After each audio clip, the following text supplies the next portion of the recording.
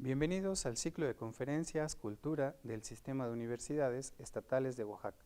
El día de hoy presento al doctor Eduardo Sánchez Soto, profesor investigador de tiempo completo en la Universidad Tecnológica de la Mixteca, adscrito al Instituto de Computación. Es ingeniero en telecomunicaciones y maestro en señales, telecomunicaciones, imágenes y radar. Cuenta con el doctorado con especialidad en señales e imágenes. Dentro del marco de proyectos europeos, trabajó como postdoctorante en la Universidad Técnica de Creta en Grecia, en la Universidad de Toulouse III Paul Sabatier, en France Telecom y en el CNRS en Francia. Ha impartido clases en Argentina, Francia y México. Actualmente enfoca su trabajo en modelado probabilístico aplicado a la inteligencia artificial. En sus artículos publicados, utiliza técnicas de la inteligencia artificial, la función, la información y el procesamiento de señales en el área de análisis biométrico con especial énfasis en la modalidad del habla. Ha participado en las evaluaciones e identificación y verificación del locutor, así como la identificación de lenguas organizadas por el NIST. Con ustedes, el doctor Eduardo Sánchez Soto. Hola a todos, para mí es un gusto estar aquí en la Universidad Tecnológica de la Mixteca y compartir con ustedes que se encuentran en sus casas. El día de hoy vamos a hablar de un tema que para mí es apasionante. El tema es la identificación de personas. Es increíble la capacidad que tenemos para identificarnos. A la hora de convivir es una parte esencial el identificar a una persona y a otra, sobre todo cuando son parte de nuestra comunidad. La forma en la que identificamos a una persona no solamente se basa en la cara, también utilizamos otras de las características, como podemos ver aquí en la imagen, la posición, las actitudes, la forma en la que se mueven. Esta persona seguramente la reconocerán gente mayor, sin embargo, al final de la plática veremos quién es. Desde que somos pequeños, recién nacidos, tenemos una capacidad increíble para identificar a una persona que no hemos visto nunca en la vida. Hemos estado dentro del útero y nunca hemos visto la cara de nuestros padres. Sin embargo, solamente con el oído, con los olores, podemos identificar a una persona. El día de hoy vamos a hablar de todas esas características que nos permiten identificar a una persona y no solamente la cara, ¿sí? Las aplicaciones de esta importante técnica son variadas. Desde que llegamos a nuestra casa, ¿sí?, tenemos nuestro dedo solamente para entrar y poder acceder a nuestra casa, en lugar de utilizar la llave. Cuando llegamos al aeropuerto, antes utilizábamos un boleto. En ese boleto estaba inscrito nuestro nombre y necesitábamos una identificación extra para poder entrar al avión, abordar y despegar. En la actualidad no necesitamos más que la cara para poder volar, ¿sí? Es increíble cómo las identificaciones biométricas han cambiado la vida. Los teléfonos celulares tienen ahora la capacidad de leer la huella digital. En ese dispositivo tan pequeño tenemos guardadas tanta información que no queremos que nadie pueda entrar a verla. Las redes sociales, el Twitter, el Facebook y cada una de estas aplicaciones requieren de un password. La mayoría utilizamos 1, 2, 3, 4, 5, la fecha de nacimiento, ABC, el día de cumpleaños de nuestra novia. Para recordar cada una de ellas es increíble. No lo podemos hacer. ¿Qué mejor que utilizar las características de nuestro cuerpo para poder identificarnos sin necesidad de recordar todos estos números? ¿Sí? La biometría es, estrictamente hablando, según su definición, un método que nos permite utilizar cálculo y estadística para analizar fenómenos biológicos. Sin embargo, en esta presentación solamente nos vamos a concentrar en la parte que corresponde a identificar a una persona a través de lo que es, de sus características como un ser humano. Desde la época antigua, ya, por ejemplo, Leonardo da Vinci se había concentrado en identificar todas las características y proporciones ideales del cuerpo humano. En este dibujo que tenemos aquí, que es uno de los más famosos, podemos ver la proporción que tenemos entre los brazos, la altura, las longitudes, ¿sí? Los científicos y los artistas son expertos en las proporciones. Sin embargo, estas proporciones de la nariz, de los ojos, de las manos, todas estas proporciones son generales. Nosotros necesitamos proporciones que nos puedan diferenciar a unos de otros. Podemos identificarnos solamente con tres cosas. La primera es con algo que conocemos, un número. La segunda es con algo que tenemos, una identificación como esta que tenemos aquí, es mi identificación, mi credencial de la Universidad Tecnológica de la Mixteca. Sin embargo, la tercera, con la que nos vamos a concentrar el día de hoy, en los próximos minutos, es en lo que somos. Yo me voy a identificar con lo que soy sin necesidad de llevar algo que me identifique, ni tampoco de recordar otra cosa. En esta imagen tenemos dos identificaciones. Una es mi pasaporte y la otra es mi permiso de conducir. Ambas identificaciones son biométricas. En una de ellas tenemos la huella digital, la firma. Aunque uno no lo crea, la firma también es una característica biométrica. Tenemos también en el pasaporte la altura, el color del cabello, el color de los ojos. Cada una de ellas nos permite identificarnos. Sin embargo, una de ellas es mejor que la otra. Una es más robusta, una me permite identificarme sin ninguna duda. Alguna de las otras podría cambiar dependiendo, por ejemplo, la edad. En esta foto, sí, fue hace casi 20 años, seguramente ya no me reconocería, ¿no? Las características del cuerpo humano que nos pueden diferenciar de otros son muy variadas. La forma de caminar. Cuando alguien va llegando por el pasillo, no necesitamos verlo para saber qué es esa persona. Además, tenemos también la forma de teclear. En la oficina seguramente hay una de las personas que teclea súper suave y a lo mejor también hay otro que quiere romper el teclado. La mano es otra forma de identificar a una persona. La firma, el ojo, la huella digital, el ADN. Pero para encontrar el ADN no es así de fácil como la voz con la que les estoy hablando ahora. La forma de la oreja que tenemos ahí, ¿sí? Inclusive el latido del corazón es una parte muy importante y que nos caracteriza, ¿sí? No cualquier persona puede controlarse cuando está en el escenario. Se pone nervioso y el corazón empieza a latir más fuerte. Cada una de estas características es diferente, más robusta y puede permitirnos utilizarla en ciertas circunstancias. Veamos aquí las diferentes formas y características que necesitamos de una forma para poder identificar a una persona. ¿Qué tanto esfuerzo necesitamos para obtenerla? Si es la voz, no necesitamos nada de esfuerzo, pero si es la forma de la retina, del iris, entonces necesitamos un escáner. Si es la mano, cualquiera le toma una foto a una mano, ¿sí? La forma de la huella digital. Sin embargo, si utilizamos la cara, una cámara es suficiente. Pero cada una de ellas, en diferentes circunstancias, me permite utilizarlas de diferentes formas.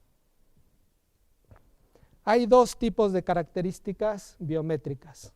Las primeras que son intrínsecas al ser humano y que están dadas inclusive genéticamente, el color de los ojos, la huella digital, la forma de la cara, las formas de las manos. Sí, seguramente a algunos le habrán dicho que la forma de la mano es igualita a la del papá. La forma de la nariz es la de la tía, ¿sí?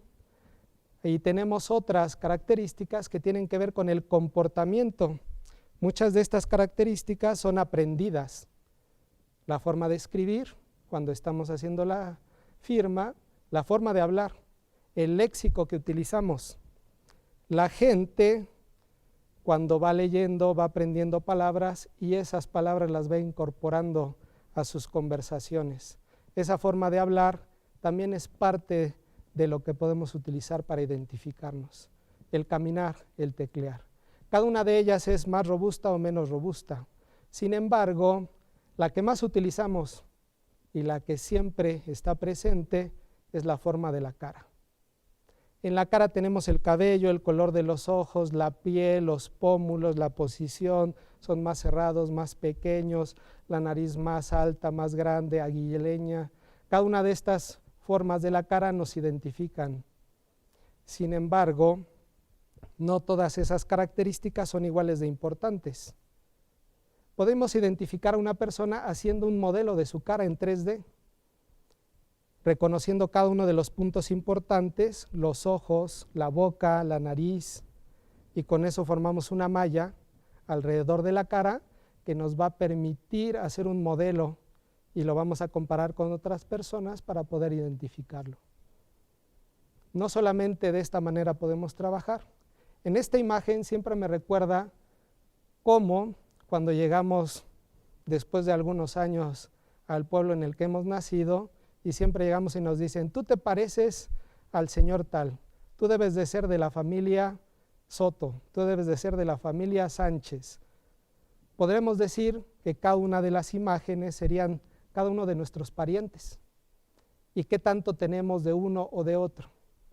Con ese qué tanto podemos crear un vector y decir, Eduardo es tanto de su papá, tanto de su mamá, tanto de sus tíos.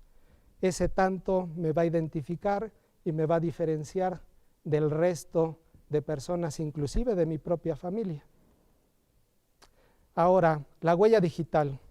La huella digital al principio nadie le hizo caso, ¿sí? Fue hasta que un policía de la policía bonaerense en Buenos Aires, en Argentina, el señor Bucetich, decidió hacer un estudio de la forma de las huellas digitales y se dio cuenta que eran diferentes para cada persona. Las características que utilizamos en una huella digital son esos vallecitos, esas curvas que se van uniendo, separando, que hay puntitos, curvas, aberturas, formas en Y. Podemos encontrar cada una de ellas y hacer un mapa para poder identificar a una persona. Encontramos cada una de estas características que llamamos minucias y hacemos un mapa que nos va a identificar sin lugar a dudas con respecto a cualquier otra persona del mundo. Pero tenemos un problema, la huella digital no es infalible. Nunca tenemos la huella digital de forma correcta, siempre hay errores, tenemos formas parciales, pedacitos. Y capaz en uno de esos pedacitos sí se parece a la huella de otra persona. Entonces tenemos que ser muy cuidadosos.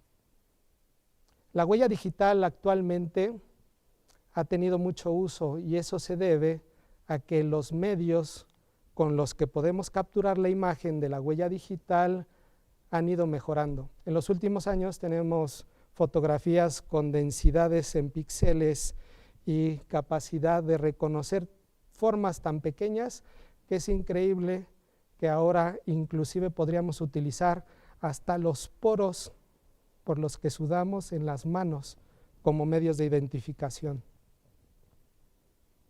La voz. Llegamos a la característica que es una de las que más me gusta y que es con la que he trabajado muchísimos años en la investigación. La voz es sorprendente. La voz lleva la identificación de la persona, el mensaje que queremos dar. Nos podemos identificar como hombres, mujeres, niños, el tono de voz. Inclusive podríamos saber si una persona está enferma solamente de escucharlo. ¿Cuántas veces no hemos levantado el teléfono? Bueno, decimos levantar el teléfono, pero descolgar el teléfono, y solamente con escuchar la primera palabra nos damos cuenta de quién es la persona con la que estamos hablando.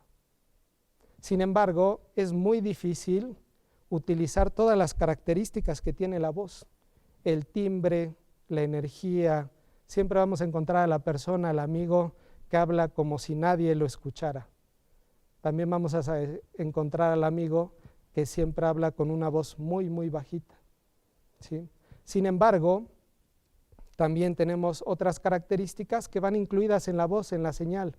Tenemos las palabras que utilizamos, el léxico, el tono, el timbre. Es muy fácil para nosotros identificar a una persona si viene del norte, cuando viene de Sonora, de Chihuahua, o si viene de Yucatán, cuando tienen un acento. Estas características nos permiten utilizarlas para identificar a una persona sin lugar a dudas. ¿Cómo funciona? ¿Cómo se genera la voz? ¿Cómo generamos ese sonido? Y cómo lo escuchamos y lo analizamos. El conducto vocal se forma por la laringe, la lengua, el paladar e inclusive hasta la nariz. Cada posición de este conducto vocal nos permite generar un sonido diferente. El conducto vocal se conforma de diferentes componentes y cada uno de esos componentes son propios de diferentes tamaños.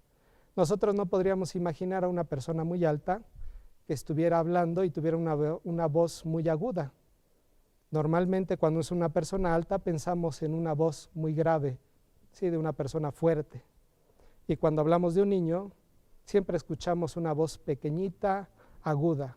Eso se debe al tamaño del conducto vocal. Entonces, cada una de las personas tenemos esa característica y la podemos utilizar para identificarnos. Sin embargo, como les mencionaba antes, además de la información de cada una de las personas, de nosotros mismos va el mensaje incluido. Esa parte hace muy difícil el trabajar con la voz. Ahora, en la percepción se trabaja con la cóclea. Esa cosa que tenemos ahí en la parte baja, que parece un caracol, ese caracolito que tenemos ahí es un analizador de espectros. Analiza las frecuencias, las tonalidades con las que estamos hablando. Esa imagen está agrandada, sin embargo, ese caracolito lo tenemos al interior del oído. Y es una cosa tan pequeña que es increíble el trabajo que hace. Dentro de esa cóclea tenemos estos pequeños vellitos llamados cilios que cuando se mueven activan los sensores del nervio auditivo. Cuando entra el sonido por el oído, pasa a través de la oreja, llega hasta los tres huesecillos, el yunque, el martillo y el estribo, y convierten el movimiento del aire en un movimiento, en un líquido. Ese líquido se va moviendo a través de la cóclea al interior y va activando esos cilios. En la imagen ahora podemos ver cómo la forma de la cóclea en caracol, al interior tenemos cada uno de esos cilios. En ese movimiento, cuando se va generando olas al interior, van moviendo los cilios. Imagínense el tamaño de esas cosas tan pequeñas. Y esos movimientos activan el nervio auditivo y llega hasta el cerebro. Cuando nos hacemos mayores, cada uno de esos cilios se van envejeciendo, se van rompiendo y vamos perdiendo el oído. ¿Sí? Ahora, cuando generamos sonido, podemos pensar en que nuestro conducto vocal es una forma acústica, una caja acústica que permite generar diferentes frecuencias. Siempre me gusta utilizar la analogía de las guitarras. Siempre cuando pensamos en una guitarra grande como el guitarrón, recordamos sonidos graves. Y cuando pensamos en una guitarra pequeña como el mosquito que se utiliza en la zona del Papaloapan, cerca de Veracruz, pensamos en sonidos muy agudos. Cada uno de esos sonidos se genera a través de ondas como las que vemos en el video. Cada una de esas ondas lleva en sí mismo una frecuencia. Las ondas que son más grandes, más amplias, son frecuencias graves, y las frecuencias agudas están en las cuerdas más pequeñas y que vibran de forma más rápida. Cada una de esas combinaciones entre frecuencias altas, frecuencias bajas, con más rasgueo, con rasgueo más sutil, generan los sonidos. De la misma manera, el conducto vocal genera sonidos.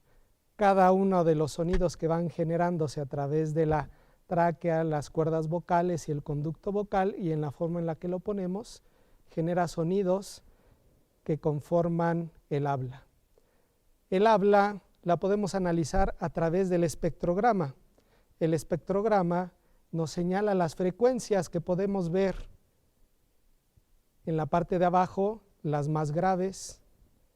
En las partes superiores van aumentando las frecuencias y se van haciendo más agudas. Esas frecuencias a lo largo del tiempo van conformando los sonidos. Y esta imagen en colores genera un mapa que nos dice exactamente lo que estamos diciendo. Es increíble también que haya personas que trabajan en el área de la fonología y del habla que puedan leer en esta imagen lo que está diciendo una persona. Podrían identificar cada una de esas líneas que podemos ver a lo largo del espectrograma y decirnos: esta palabra es casa. Aquí encontramos una S, aquí encontramos una F. Y también encontramos características que tienen que ver con la propia persona, el conducto vocal, y podemos identificarnos. Es muy claro la relación que tiene el espectrograma con la forma de la onda. Cada una de esas características nos permite identificar a una persona. Recordemos estas características que utilizábamos para caracterizar a las modalidades biométricas: el esfuerzo, qué tan intrusivos son, qué tan buenos son y qué tanto nos cuestan. La voz, hagamos un resumen, la voz es más o menos buena, podemos verlo en la estrella en color azul. Sin embargo, no es nada intrusiva, cualquiera la puede tomar. Ustedes me están escuchando y a mí no me molesta. La huella digital es al contrario. La huella digital no queremos que nadie la tenga, entonces es muy intrusiva. Sin embargo, tiene un mejor desempeño. La estrella la encontramos más arriba. Otra característica es el iris. El iris es mucho mejor que la huella digital y que la voz. La estrella la encontramos más arriba.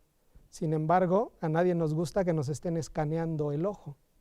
Es muy intrusiva y nos cuesta mucho trabajo obtenerla. La cara es una característica que se encuentra entre las dos. Es más o menos buena, no es intrusiva y la aceptamos de manera muy fácil. La forma de la mano y la forma de teclear claramente no tienen un desarrollo, un desempeño suficientemente bueno para aplicaciones de seguridad. Cada una de estas características que hemos revisado el día de hoy son características biométricas que nos permiten identificar a una persona. Cada una de ellas se puede utilizar en diferentes circunstancias. Si yo voy a acceder a mi cuenta de banco, utilizaré una que sea muy buena, robusta, que tenga buen desempeño. Si solamente es para poder entrar a la información que tengo en el teléfono celular, la huella digital es suficiente. No necesitamos más.